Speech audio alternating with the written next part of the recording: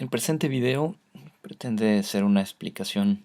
un poco más simple o práctica de lo que anteriormente envié en un documento escrito y que su finalidad es presentar esta propuesta de un modelo de comunidad en orden a la reestructuración del ejercicio de nuestra misión. Primeramente quisiera plantear que probablemente nos encontramos ante un doble desafío, que es la polifuncionalidad y el compromiso. Es decir, hoy en día un teléfono celular sabemos que puede ser computadora, agenda, puede servir para ver películas, calculadora y teléfono, obviamente. Esto nos habla de que un simple y único aparato puede ser capaz de desempeñar diversas funciones al mismo tiempo. Sin embargo, aunque todas estas cosas se estén dando y que puedan estar afectando también a nuestra manera de crecer como seres humanos, también puede afectar a nuestras comunidades, que en cierto modo se ha dado este fenómeno de la polifuncionalidad, en el momento en que ya en alguna de las reuniones se decía que se pedía que toda comunidad haga todo, desde el servicio de sacerdotes, confesiones, jóvenes, pastoral juvenil, promoción vocacional. Creo que son dimensiones que no podemos abandonar. La pregunta es si seguiremos funcionando como comunidades polifuncionales o si podremos tener alguna especialización un poco más en concreto. Me parece que la idea del perfil también también puede ayudar a aclarar este elemento o este desafío y especificar si seremos comunidades polifuncionales o comunidades con una cierta especialización, aunque no por eso dejemos de atender algunas otras necesidades, pero con una menor atención o con menor rango de prioridad. El otro desafío tiene que ver con el compromiso, es decir, en nuestra capacidad de dialogar con la realidad en la que nos encontramos, con las realidades en que nos insertamos y al mismo tiempo que así como queremos ser significativos para ella, también esa realidad sea significativa para nosotros. Mientras nosotros reescribimos la realidad, también que la realidad nos reescriba. O bien plantearnos si hemos de ser comunidades autorreferenciales, es decir, donde la determinación de cuál es nuestra misión específica en un contexto, el por qué hacemos lo que hacemos, incluso la determinación de los perfiles de cada comunidad, si han de ser definidos solamente por nosotros o si necesitamos también abrirnos a ser confrontados, afectados y enriquecidos por otros interlocutores. ¿Por qué y para qué un modelo? El modelo que estoy proponiendo aquí no se trata de un modelo ideal al modo de que toda comunidad deba ser así. Al contrario, esto sería todavía más problemático. La propuesta de este modelo responde al hecho de que sabemos que actualmente tenemos un perfil definido, específico para cada comunidad, pero al mismo tiempo tenemos al personal religioso involucrado, tenemos las directrices capitulares, sean provinciales o generales, tenemos los planes provinciales y tenemos obviamente también la realidad. Y todos estos elementos participan, están presentes y nos queda la pregunta de cómo articularlos y organizarlos. Es decir, una vez que tenemos el perfil, cómo adecuarlo a la realidad, cómo se inserta, cómo combinarlo con el proyecto comunitario, con el proyecto pastoral, cómo el cambio de personal se articula con este perfil, cómo la realidad misma que no tal vez no cambia con la misma velocidad o que cambia todavía de una manera diferente, cómo puede tener algo que ver con nuestros perfiles, con aquello que deseamos de identidad a nuestras comunidades. Y más particularmente cuando cada uno de estos elementos tiene pues un movimiento, una dinámica muy peculiar y distinta. En ese sentido, la propuesta del modelo lo que pretende ser, como decía, no es el ideal de comunidad, sino más bien un instrumento, un molde que pueda servir para articular todos estos elementos de manera que podamos hacerlos operativos y no terminemos con un perfil por un lado, los planes provinciales por otro, el personal por otra parte y así sucesivamente. El modelo prácticamente se enfoca especialmente en lo que es la comunidad de vida religiosa, porque la comunidad, porque hablar de vida religiosa es por una parte muy general, muy abstracto, y hablar solamente de los individuos o los religiosos, además de lo problemático que es,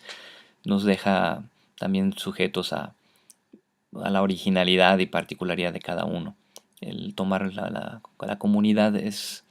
precisamente dirigirnos hacia aquella instancia o estructura intermedia que, que conecta precisamente a los sujetos, a los religiosos y a la vida religiosa en general, a la provincia, a la congregación en general. Por eso, el enfatizar este aspecto de enfocarnos en la comunidad de vida religiosa, dado que su peculiaridad consiste en el lugar social que ocupa y el modo de su presencia en él, que esto se irá aclarando con este video. Es decir, tenemos que poner atención al lugar social de esta comunidad, lugar social que ocupa, y al modo de presencia que ésta desarrolla y con el que se presenta en este lugar social. ¿En qué se enfoca el modelo?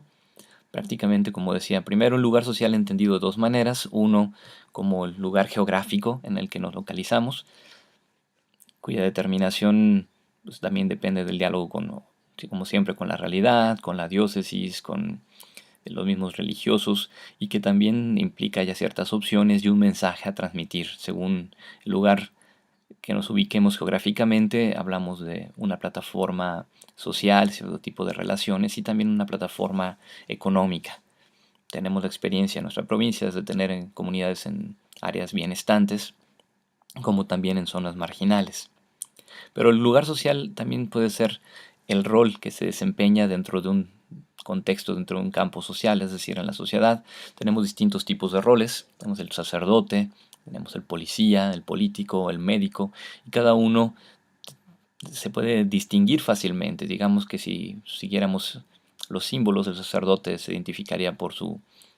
sotana, por su clergyman, la cruz en el pecho, algún elemento que lo hace distintivo en cuestión de qué rol está desempeñando. El médico por la bata blanca, el policía por su uniforme, cada uno tiene un rol. Sin embargo, aunque el rol sea claro, la función específica que desempeña ese rol no es tan clara del todo. Es decir, ver una bata blanca no significa que sea forzosamente un médico cardiólogo, porque también puede ser alguien que se dedique como dentista a atender la higiene bucal. Ser policía no es sinónimo de que todas las policías son iguales, sino que al contrario, cada una puede desempeñar una función distinta. Una puede ser cuidar la seguridad, otra puede ser en una función más represiva, y así sucesivamente. Lo mismo pasa con el sacerdote, que no siempre por el hecho de ser sacerdote desempeña la misma función. Este concepto de función creo que va a ser importante dentro del modelo, porque si el rol es la etiqueta, la tarjeta de presentación, digamos el molde, la función es precisamente el significado concreto, lo que se hace, digamos el efecto que se busca producir. Y por lo tanto, si una comunidad asume un determinado rol que puede ser como sacerdote o enfatizar la presencia del rol de religiosos, son dos roles distintos. También las funciones pueden variar. Mientras una puede ser la función de celebrar sacramentos, de animar comunidades, también puede ser asumir la función de promoción de solidaridad, puede ser la función de promover el conocimiento teológico. Y la cuestión de definir qué función desempeñamos es crucial para poder entender también el lugar social que ocupamos dentro de la sociedad. Solo quisiera mencionar que, por ejemplo, el rol de ser agentes de lo religioso, de agentes de culto, de devoción, ya no es exclusivo el sacerdote. Inclusive ahora el deporte también es uno de los nuevos centros de culto. Por lo tanto, la función va a ser importante para poder distinguirnos y aclarar por qué estamos en un determinado lugar, qué es lo que pretendemos lograr, qué es lo que pretendemos promover como rasgo específico y particular. Al mismo tiempo, esa función que no se determina por sí misma, sino que siempre en relación con otros, por eso el dibujo con tres engranes, tenemos que tomar atención a la relación, porque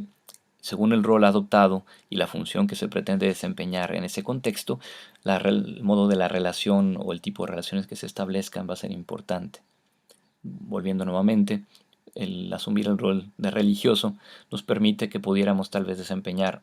como lo ha hecho la vida religiosa, no en el caso tal vez de la congregación, pero en la función de ser promotores de la salud, teniendo hospitales, la función de ser promotores de la cultura y la educación, teniendo escuelas. Es decir, entonces la función es un elemento que es muy importante en orden a entender por qué una comunidad está en un determinado contexto.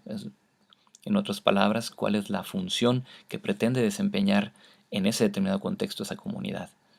que puede ser más allá de simplemente una animación espiritual, puede ser la promoción de espiritualidad, puede ser promoción de una solidaridad desde un toque evangélico, pueden ser distintas opciones. Y respecto al modo de presencia, estamos hablando en concreto el cómo se presenta esta comunidad, es decir, cuál es la estructura concreta de la que parte. Puede ser una escuela, una parroquia, un templo, centro de espiritualidad, una organización social, etc. No se trata de reducirlo solamente a estas opciones, estoy mencionando solamente algunas de las que ya se han considerado o se han asumido, y recordando que este modo de presencia es simplemente definir cuál es la estructura desde la cual nos presentaremos, cuál es la estructura en la cual la comunidad se ajusta, se adapta y desde la cual pretende realizar su función y el rol que desempeña. Por otra parte, también está la dimensión de cómo se realiza esa función o cómo se lleva a cabo la relación, es decir, cuál es la metodología pastoral, la metodología operativa para realizar esa función. Por ejemplo, aquí solo mencionando 3 ejemplos, nuevamente repito, son solo ejemplos, no son los únicos. Se puede hablar de trabajar con la metodología de cine, Sistema Integral de Evangelización, se puede trabajar con educación popular, se puede trabajar con metodología de SETS. Esto nos ayuda a poder definir que el modo de la presencia parte de una estructura concreta, pero también asume una metodología de trabajo concreta. Y esto es importante para definir tanto la identidad de una comunidad como también la eficacia en el desarrollo de su misión, en el cumplimiento de su función en el contexto en el que se inserta, en el contexto geográfico en el que se inserta.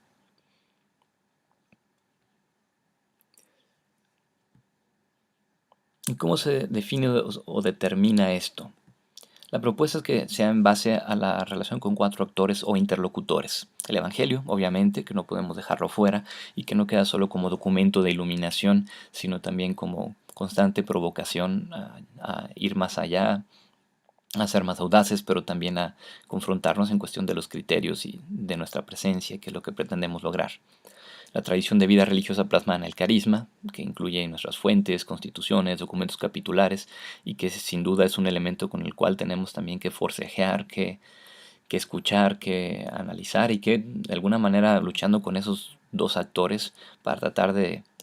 por decirlo así, de arrancarles la palabra que nos ayude a entender dónde es donde queremos estar y para hacer qué, y para hacerlo cómo y con qué tipo de presencia. También los religiosos involucrados, ya que el personal es determinante en el éxito y en el cumplimiento o no de la función y de la misión de una comunidad en determinado contexto, y por lo tanto también es importante escuchar lo que ellos tienen que decir, lo que se piensa, pero también pues, quiénes son los que son invitados o enviados a esas comunidades. Y finalmente, pero no por eso los últimos, tal vez también los primeros, la realidad, entendido por el pueblo, los destinatarios, que pueden ser los laicos, otros interlocutores culturales, lo que sea, pero que precisamente deben ser consultados, hay que dialogar con ellos, hay que forcejear con ellos, hay que tratar de entender junto con ellos en qué lugar geográfico queremos insertarnos, desde qué rol, para cumplir qué función, con qué método pretendemos trabajar, desde qué estructura y determinar qué tipo de relaciones queremos establecer con nuestros interlocutores desde esa estructura, con esa función y a partir de ese rol determinado. Así tenemos que entonces, desde la interacción de estos 4 interlocutores o actores, tendremos que determinar la geografía, es decir, el lugar donde va a estar nuestra comunidad, aunque en algunas ya está determinado, pero esa geografía también incluye que junto con esos actores hemos de determinar el rol que asumiremos en esa comunidad, la función que desempeña nuestra comunidad, la estructura y método pastoral a adoptar y seguir, y el modo de la relación. Así tenemos que entonces con este modelo lo que se pretende es que tengamos comunidades mejor ancladas en la realidad, es decir, que no solamente llegan a un lugar, sino que además desde ese diálogo con esa comunidad, con esa realidad que lo recibe, pueda también la identidad de la comunidad determinarse. Entonces no bastan solo los perfiles que digamos nosotros, sino también necesitamos entrar en ese diálogo y establecer, nuevamente insisto, la estructura desde la cual vamos a trabajar, el rol que queremos, desde el que queremos partir, la función a desempeñar en ese determinado contexto, en esa determinada realidad, y que al determinar esas funciones también nos ayudará a integrarnos mucho mejor con otras comunidades, de manera que, aunque cada una esté en un contexto distinto, al tener bien clara la función a desempeñar cada una, podamos seguir trabajando cada comunidad en una dirección en común, en este caso la construcción del reino. Un ejemplo tal vez pueda ayudarnos, tomándolo de Guadalajara, solamente por las circunstancias en que se da, que creo que puede ser iluminador en cuanto a la necesidad de plantearnos estas preguntas. Digamos que tenemos en Guadalajara un templo, como es Cristo Sacerdote, y tenemos un centro de espiritualidad, que es el CECAP. Y obviamente, como templo, trata de promover espiritualidad, y también el CECAP, como centro de espiritualidad, promueve la espiritualidad. Dada la cercanía geográfica de estos dos centros, de estas dos plataformas, surge la pregunta, bueno, ¿qué hacemos? Porque los dos están promoviendo en cierto modo lo mismo y se pueden dar incluso hasta tensiones o conflictos precisamente porque se puede o dividir a la gente o duplicar actividades, hacer dobles esfuerzos, inclusive hasta terminar haciendo lo mismo. Si el templo ofrece confesiones y de repente el SECAP comenzara a ofrecer confesiones, estaríamos ofreciendo los mismos servicios y tal vez incluso tratando de desempeñar la misma función en un contexto geográfico pues prácticamente que es el mismo. Por lo tanto se volvería más bien un conflicto y lugar de confusión. Igual si el templo empieza a asumir las funciones del centro de espiritualidad, de repente empezaremos a la crisis de saber, bueno, entonces, ¿para qué tenemos ese capo? ¿Para qué tenemos el templo? La idea para poder solucionar esto, afrontarlo, es precisamente desde el diálogo con los otros tres interlocutores, poder entrar en ese proceso de reescribirse de cada una de estas plataformas, del templo y del SECAP, y poder determinar cuál es la función específica de esa comunidad o de esa plataforma en ese contexto. Desde ahí tal vez pudiéramos decir que si el templo parte del rol de sacerdotes y el centro de espiritualidad partiera del rol de religiosos, el- la función específica del templo pudiera ser una promoción de espiritualidad ad extra, es decir, en orden a proyectar, a involucrar otras personas, mientras que el centro de espiritualidad sería más bien como es un lugar fijo, una estructura de convocación, entonces más bien es convocar gente para involucrarse y formarse. Esto puede ayudar a desaparecer las tensiones, los conflictos y al mismo tiempo nos podría dar pie para pasar al siguiente elemento, que es entender a nivel de poblaciones. Tenemos una población relativamente constante que tiene interés eclesial en el templo, por algo van a misa, buscan los sacramentos, y una población relativamente flotante que tiene un interés personal o cultural, que por eso iría a un CECAP, a un centro de espiritualidad. La diferencia entre estas poblaciones es que mientras el templo tiene una comunidad que está más o menos ubicada geográficamente o por lo menos se identifica con el lugar y con ciertas prácticas, el centro de espiritualidad puede simplemente tener una población que está cambiando y no cuenta con una comunidad definida como lo que sería la gente que va a Cristo sacerdote. Eso implicaría que cada uno determinara qué modo de relación habría de establecer con sus interlocutores, con el contexto y al mismo tiempo qué método operativo. Tal vez en un templo se puedan trabajar metodologías más comunitarias participativas, mientras que en un centro de espiritualidad se tendría que pensar tal vez algo más personalizado como método de trabajo. Son opciones, obviamente no estoy dando la respuesta, son simplemente sugerencias de cómo aplicaría el método. Y en ese sentido, cada una podría seguir desempeñando su misión, su función, en una dirección, en la misma dirección que sería seguir trabajando pues, la línea de la provincia, de la congregación y en la búsqueda del reino. De esta manera diríamos que entonces que una comunidad anclada y bien inserta en una realidad tiene que enfrentar el reto del tiempo, es decir, una vez que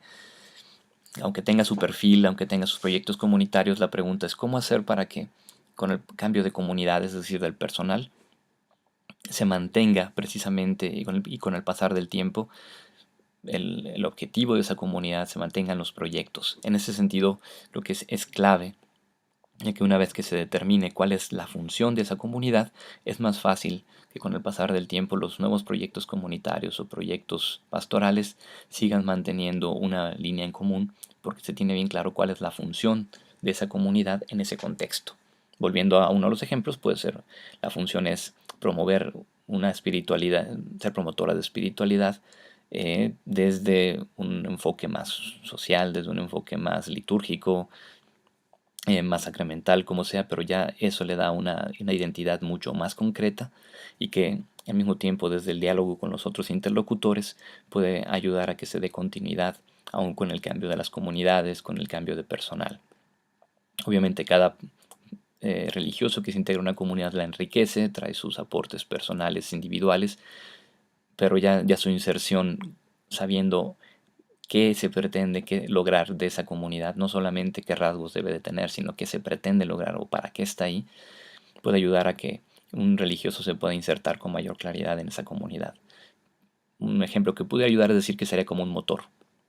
Saber que ciertas poleas desempeñan cierta función y que por eso están ubicadas en donde están ubicadas. En el momento en que dejen de desempeñar su función, el motor empieza a funcionar mal. Entonces la idea es presentar por eso este, este modelo, que lo único que quiere hacer es ayudar a que desde preguntas muy sencillas podamos determinar la función, el rol, el modo de presencia, el método de trabajo y las estructuras con las que trabajen nuestras comunidades, y de este modo pues, tendremos comunidades con identidades muy definidas no solo por un perfil, sino también con un quehacer, y eso podrá ayudar a que también haya una mejor organización a nivel de provincia y de congregación.